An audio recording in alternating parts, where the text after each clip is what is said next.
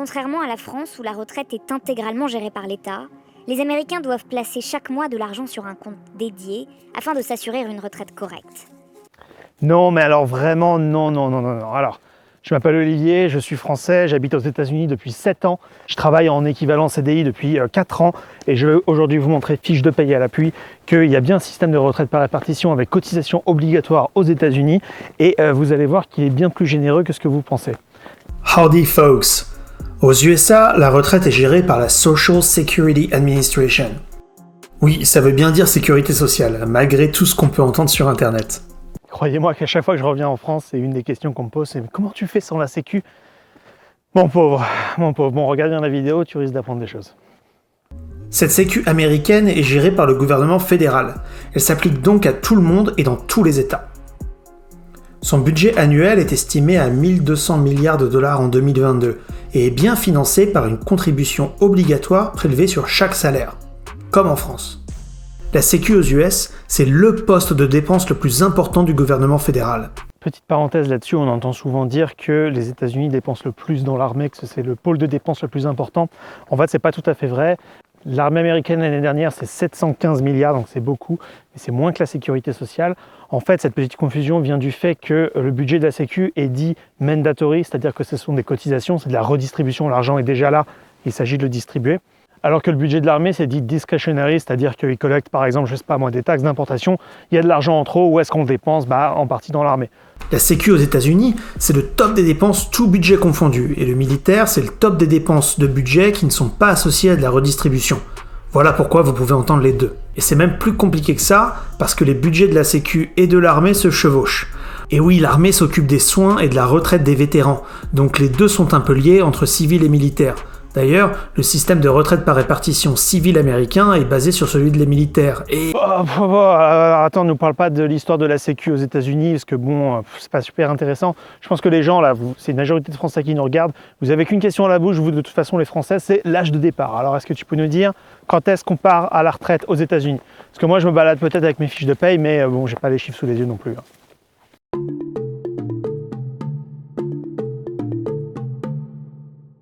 Aux États-Unis, on peut commencer à toucher sa retraite à partir de 62 ans. Mais attention, elle ne sera pas à taux plein. Pour ça, il faudra attendre 67 ans. Ou bien 66 en fait, si vous êtes né dans les années 50, vous disposez davantage de boomers, oui littéralement, et il est possible de la toucher à taux plein à 66 ans. Bref, c'est une exception. Il y a également un bonus combo si vous décidez de partir encore plus tard. Chaque année travaillée après 67 ans va booster votre retraite de 8% par année travaillée supplémentaire. Sacré bonus. Mais ça ne va que jusqu'à 70 ans. Pas de jackpot pour les centenaires actifs donc. Tu veux pas prendre un exemple là parce que je crois qu'on est en train de les perdre. Prenons Jeff, un Texan qui habite dans la banlieue de San Antonio. Jeff, c'est le gars normal. Tellement normal qu'il a gagné le salaire moyen pour San Antonio pendant toute sa vie. C'est pour que mes calculs soient plus faciles. Jeff est né en 1960, il peut donc en 2023 décider de prendre sa retraite anticipée. Il se rend donc sur le site de la Sécu pour faire une simulation.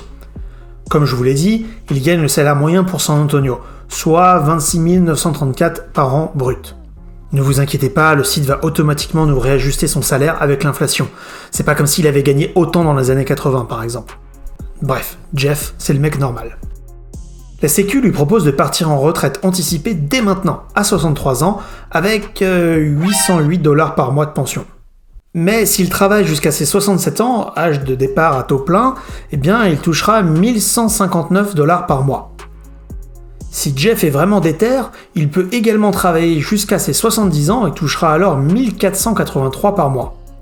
Un sacré bonus, mais il ne lui reste statistiquement plus beaucoup de temps pour en profiter. C'est donc un ratio à calculer. Bon d'accord, c'est clair. Et tu veux pas faire Bertrand là, le français moyen, juste histoire qu'on compare? On peut comparer juste vite fait pour rigoler, mais les systèmes sont tellement différents et les populations tellement différentes aussi, pour être honnête, que ça va être compliqué de comparer. Par exemple, en France, on compte les meilleures années. Bon, c'est bizarre a priori dans un système de redistribution où normalement on peut redistribuer que l'ensemble de ce qui a été collecté et pas une moyenne des meilleures années, mais bon, c'est comme ça. En France, il y a aussi une question de trimestre, alors qu'aux États-Unis, on parle seulement d'âge. C'est l'âge qui permet d'accéder à la pension, et ensuite, le montant dépendra de ce qui a été cotisé au fil des années, bien entendu. Mais les trimestres, on s'en carre. Mais bon, on va quand même se prêter au jeu. Prenons Gérard, salarié de la région de Poitiers toute sa vie. Encore une fois, un salaire moyen qui, étonnamment, est autour de celui de San Antonio d'après ce que j'ai trouvé. Et le Texas, Poitou-Charentes, même combat. Bon, étonnamment, mais en fait peut-être que non, c'est pas super simple de faire des simulations de retraite en France. Il y a le site officiel du gouvernement, mais d'après ce que j'ai vu, il faut se connecter et tout. Puis bon, il y a plein de critères, il y a plein de variables. Bref, j'ai trouvé un test un peu plus simple. On voit que si Gérard part en retraite à 65 ans, il aura une retraite de 1236 € par mois. Donc Gérard s'en sort mieux que Jeff quand même. En plus, en prenant en compte le taux de change, il n'y a pas photo. Jeff doit attendre 67 ans pour toucher 1100 $.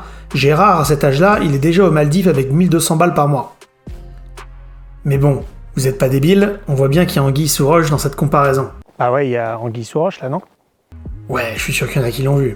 Franchement, quand je me balade sur le Twitter francophone... Ouais, c'est triste. Tu crois qu'ils l'ont vu? Bah oui les gars, vous l'avez pas? Bon, là déjà on compare deux systèmes complètement différents, mais surtout on a laissé une variable en dehors de l'équation, c'est combien ça coûte. Bah ouais, Jeff et Gérard, ils étaient tous les deux actifs, ils ont tous les deux cotisé pendant 42 ans dans notre exemple. Combien ça leur a coûté au bout de 42 ans? Aux États-Unis, les retraites, mais aussi les incapacités de travail dues aux blessures graves, sont financées grâce à la taxe OASDI. Cette taxe est de 6,2% payée par l'employeur et 6,2% payée par le salarié. Il n'y a pas de tranche, tout le monde paye la même chose. Bon, il y a un truc qui va pas plaire aux communistes, c'est qu'il y a un plafond pour les cotisations. Si vous gagnez plus de 160 000 par an, vous ne payez ces cotisations retraite que sur les premiers 160 000. Donc on ne cotise pas sur son salaire au-dessus de ce montant-là, et bien sûr ça veut dire qu'on ne recevra pas une retraite en proportion. C'est évident. Mais bon, ça va pas plaire à certains en France qui se tapent des gros chèques de retraite à 8 500 balles. Bon, revenons à notre exemple. 6,2% payé par l'employeur et par l'employé, donc ça fait 12,4% du salaire qui part en retraite par répartition. En France, c'est compliqué parce qu'il y a des tranches, des exceptions, 3 taxes différentes, c'est le bazar. Bon, je suis quand même allé sur le site de l'URSSAF pour aller calculer les charges de notre pauvre Gérard. Enfin, plutôt de sa boîte. Si on regarde la part employeur et employé, qu'on rapporte le brut parce que bon, le site de l'URSSAF me le divise par 12, bref, on voit que Gérard paye 4 788 € par an en cotisation retraite. Ça fait 18,4% de son salaire. Gérard cotise 50% de plus que Jeff, mais ne touche que 20% de plus à 67 ans. Bon, on va arrêter les comparaisons ici parce qu'on voit bien qu'on est en train de comparer des pommes avec des oranges là. Les systèmes sont quand même différents. Rien que cette histoire de trimestre change tout. Il y a peu de gens qui travaillent dans la même entreprise pendant 42 ans, en restant toujours au salaire moyen ajusté avec l'inflation tous les ans, et qui partent pile poil à l'âge du départ légal. Aussi en France, tout change si on parle de cadre et si les meilleures années sont exceptionnellement plus hautes que les autres. Bon, on va arrêter la comparaison entre Jeff et Gérard ici, parce que de toute façon, le but c'était pas vraiment de comparer les systèmes comme ça. L'idée, c'était de montrer comment ça fonctionnait aux États-Unis. Et pour le moment, de ce qu'on peut voir, les cotisations retraite sont inférieures à la France, mais les pensions sont également en dessous, avec un âge de départ plus avancé. Alors, comment est-ce qu'il fait Jeff ? Rappelez-vous que Jeff cotise moins que Gérard. Ça veut dire que, comme depuis le début je prends des exemples en brut, ça veut dire que Jeff a un plus gros net que Gérard. C'est-à-dire qu'à la fin du mois, il a potentiellement plus d'argent à investir. Et peut-être que Jeff fait comme la moitié des Américains et investit cet argent sur les marchés financiers.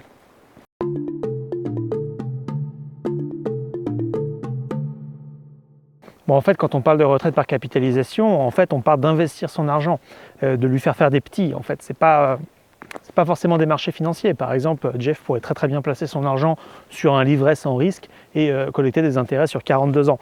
Il pourrait, je sais pas moi, créer un business aussi et espérer générer une rente quand il arrivera à la retraite. Il peut faire ce qu'il veut. Il peut aussi stocker l'argent sous son matelas si ça le chante. Mais on va pas se mentir, quand on parle de retraite par capitalisation, tout le monde imagine la bourse, ses risques, ses gains potentiels, les crises économiques et tout ça. Parce que globalement, c'est là que la majorité de l'argent épargné par les retraités va finir. 77% des Américains utilisent le plan d'épargne retraite privé proposé par leur employeur. C'est la solution la plus simple, parce que sans trop rentrer dans le détail, ça donne des avantages comme par exemple la déduction sur les impôts sur le revenu. Mais bon, c'est un autre détail. Quand on dit que c'est l'employeur qui propose le placement retraite, en fait, c'est pas l'employeur qui joue le rôle de la banque. L'employeur, il souscrit à une offre auprès d'une banque, auprès d'un fonds, et propose ensuite aux employés d'y participer. Mais c'est bien une vraie banque qui fait l'investissement. Ensuite, vous, en tant qu'employé, tous ces fonds-là, vous pouvez piloter un peu le niveau de risque. Et aussi, un truc à savoir sur ce genre de compte, bon, sans trop rentrer dans le détail, c'est qu'en général, on ne peut pas accéder à cet argent avant ses 59 ans et demi. Voilà, c'est juste décidé comme ça par la loi. Mais bon, vous voyez que du coup, notre comparaison Gérard versus Jeff, elle commence à être un petit peu plus compliquée là. Alors, on va prendre un exemple. Vanguard est le gestionnaire de fonds le plus gros des États-Unis. Ils gèrent à eux seuls 7000 milliards de dollars. C'est l'argent des gens, pas celui de Vanguard, on rappelle. Le truc facile avec Vanguard, c'est qu'il s'occupe de tout pour vous. Mettons que vous ayez commencé à travailler en 2003 et que vous voulez prendre votre retraite 42 ans plus tard, en 2045. Vanguard a un fonds qui s'appelle le Retirement 2045. Vous mettrez votre argent dedans et eux vont faire varier l'exposition du fonds au risque au fur et à mesure qu'on se rapprochera de 2045. Et oui, à 2 ans de la retraite, c'est pas le moment de parier sur la dernière start-up de trottinette électrique. Vanguard va alors placer l'argent sur des trucs plus solides, comme des bons au trésor ou des entreprises indétrônables. Mais bon, Vanguard c'est relativement nouveau. Pour notre Jeff qui part en retraite cette année, ça marche pas. Alors imaginons que Jeff a placé sur le S&P 500, l'équivalent du CAC 40, donc c'est un placement vraiment pas risqué, et imaginons qu'il ait placé ses 6 points de cotisation retraite qu'il aurait payé en France, mais que l'oncle Sam lui a laissé dans la poche. Jeff commence à placer son argent au début de sa carrière en 1982. Il y place 6% de son salaire seulement. Franchement, c'est pas grand-chose. 1550 par an, 130 par mois. Voilà. Ça fait qu'avec ses 130 $ par mois, Jeff finit par avoir 195 238 $ en fin de compte lorsqu'il prend sa retraite 42 ans plus tard. Allez, on va être gentil, on va se dire que Jeff se donne 20 ans d'espérance de vie et qu'il veut rien laisser à ses enfants. Un vrai boomer. Combien peut-il toucher par mois en retraite en puisant dans ses 195 000 $ d'investissement ? Bon, on ajuste pour l'inflation, on calcule la taxe sur les dividendes, on prend en compte son impôt sur le revenu et hop, 1175 par mois. Jeff, après 42 ans de carrière, va toucher 1100 $ de retraite par la sécurité sociale et 1175 de par son investissement original de 130 par mois pendant 42 ans. Vous la voyez la douille là ? Bah oui, Jeff avec ses cotisations obligatoires à 12,4% a récupéré une retraite à 1100 $. Et en investissant 6%, il récupère une retraite à 1175 $. Donc avec 6%, il obtient plus que quand il en investit 12,4%. Et si on imaginait que Jeff avait investi les 18,4% que notre Français moyen cotise, tout ça en bourse, ça aurait donné quoi ?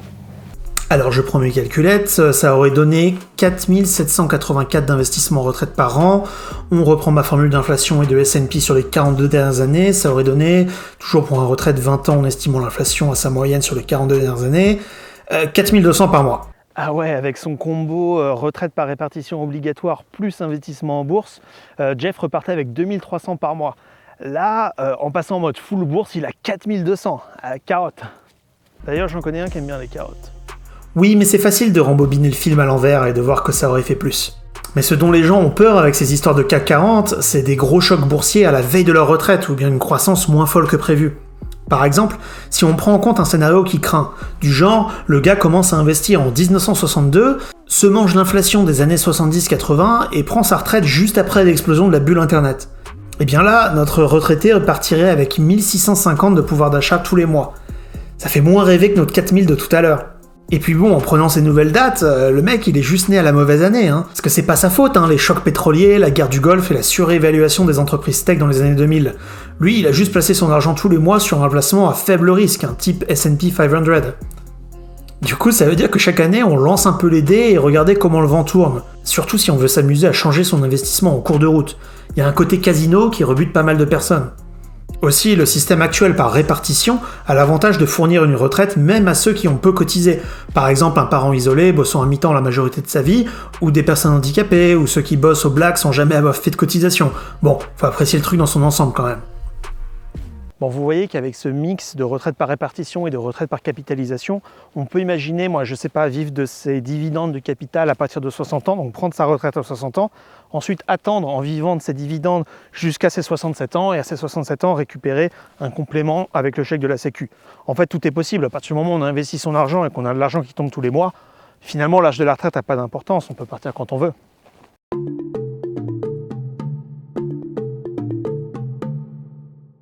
Oui, un gars qui fait 30 millions de bénéfices sur du Bitcoin à 26 ans s'en fout pas mal de l'âge de départ. Dans la réalité, les Américains, actuellement en retraite, sont en moyenne partis à l'âge de 62 ans. Mais si on pose la question aux actifs, ils pensent partir à 64 ans, en moyenne, encore une fois. Pour parler du système lui-même, le système de retraite par répartition américain est pour le moment correctement financé. Mais au fur et à mesure que les boomers partent en retraite, ils risquent de craquer. Là, par exemple, il y avait tellement d'actifs dans les années 80-90 aux États-Unis que l'administration américaine a collecté plus que nécessaire. Cet argent est aujourd'hui investi, mais il sert surtout en ce moment à payer l'inversion de la pyramide d'âge. L'administration estime que cette réserve va disparaître en 2034, parce que pour le moment, aux États-Unis, les actifs ne contribuent que 77% des retraites distribuées. En juin 2022, la Sécu comptait 47,9 millions de retraités américains, recevant en moyenne une pension de 1 669 $ par mois. En juin 2019, le chiffre était de 44,4 millions. Le Covid a donc mis en retraite 3,5 millions de personnes. Aux États-Unis, les pensions de retraite sont indexées automatiquement sur l'inflation. Ainsi, en 2022, toutes les retraites ont été revalorisées de 8,7%. Bon, il y a un point que j'ai pas abordé, c'est le coût de la vie. Parce qu'effectivement, si on touche 4 000 balles de retraite par mois, mais que ça coûte 5 000 pour vivre, c'est pas super intéressant. Bon, je vous rassure, le coût de la vie entre la France et les États-Unis est à peu près similaire. Bon, alors venez pas me dire que vous avez un loyer de 3 000 balles pour une cage à lapin à Manhattan, ça m'intéresse pas. Je vous parle de la moyenne, sortez de votre vie de City Boys et vous verrez que vous aurez beaucoup plus de pouvoir d'achat. Bon, ceci dit, les choses sont à peu près similaires. Bon, les choses aux États-Unis qui sont plus chères, c'est, je sais pas moi, le saucisson, les produits importés, l'internet, les télécoms, tout ça, c'est beaucoup plus cher aussi.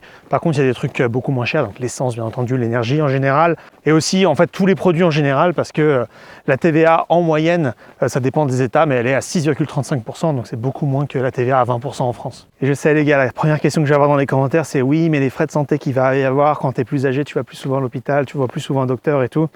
Je sais, il va y avoir une vidéo là-dessus, c'est la vidéo la plus demandée sur la chaîne, malheureusement ça demande énormément de recherche. Là pour les retraites c'est un peu facile parce qu'on est habitué au concept d'âge de départ, de cotisation. Bon, du coup c'est assez facile de faire une petite vidéo là-dessus. Le système de santé américain, même le système de santé en France, c'est beaucoup plus compliqué. Il y a des mutuelles privées, il y a des mutuelles publiques, il y a des cotisations obligatoires, il y a des histoires de défiscalisation. Ensuite sur les remboursements, il y a des remboursements de médicaments, il y a des remboursements de cliniques, il y a des cliniques différentes. Ensuite vous avez des franchises, vous avez des copays, des montants différents payés par l'employeur, payés directement par le particulier, payés par l'État, subventionnés, seuil de pauvreté, remboursement des médocs. Bon, vous voyez, c'est beaucoup trop compliqué. Mais en fait, ce qu'il faut savoir aux États-Unis, c'est qu'à partir de 65 ans, vous avez accès à Medicare. Medicare, c'est l'assurance santé fournie par le gouvernement fédéral. Et donc, quand vous êtes à l'âge de la retraite, vous avez automatiquement accès à cette assurance-là. Et donc au niveau des soins, c'est beaucoup moins grave que ce qu'on entend parfois dans les médias. Mais tout ça, on en parlera dans une future vidéo. Alors laissez un like à celle-ci, j'espère que vous avez appris des choses sur le système de retraite américain. N'hésitez pas à me dire ce que vous pensez de tous ces systèmes en commentaire. J'essaie de lire et je réponds à presque tous les commentaires. Allez, merci d'avoir suivi cette vidéo. Vous êtes sur The American Dream. God bless America.